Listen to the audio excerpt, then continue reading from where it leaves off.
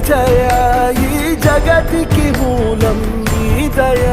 నీ దర్శనముంది వెలిగిన జ్యోతి మనసున చిన్మయ పరమాణువు రూపం విశ్వాకారం